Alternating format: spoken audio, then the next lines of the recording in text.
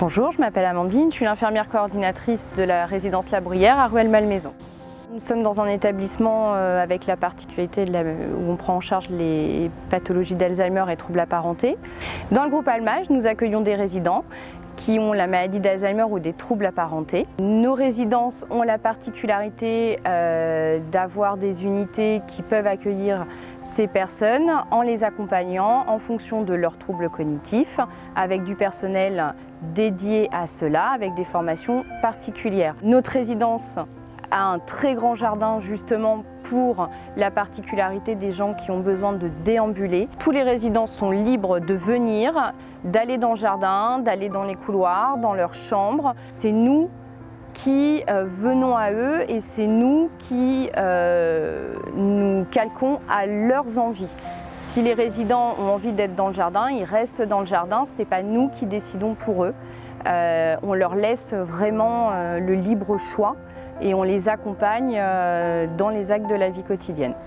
On a donc le jardin qui est justement fait pour que toutes les personnes puissent déambuler dedans, ainsi qu'une rampe de déambulation pour les résidents qui veulent beaucoup marcher.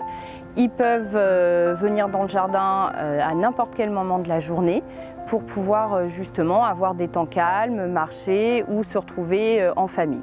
Lorsqu'un de nos résidents intègre la maison, au bout de 4-5 semaines, on fait un bilan d'intégration avec nos familles pour leur faire un petit point sur ce que nous, on a découvert de leurs proches et eux, ce qu'ils ont découvert de notre approche particulière.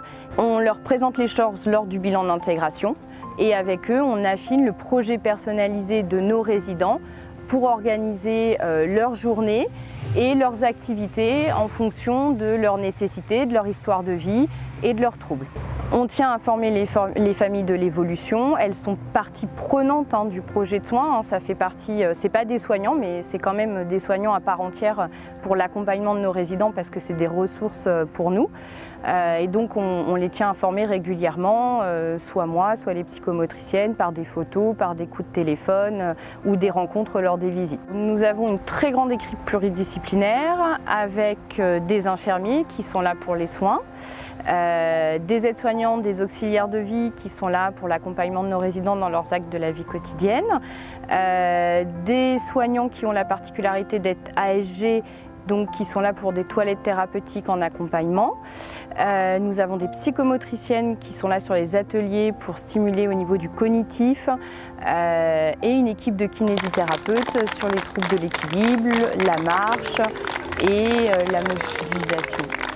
Ici, quand on arrive, que ça soit moi ou tout le personnel, on vient travailler chez nos résidents et ce n'est pas eux qui sont dans notre établissement, c'est vraiment nous qui venons chez eux.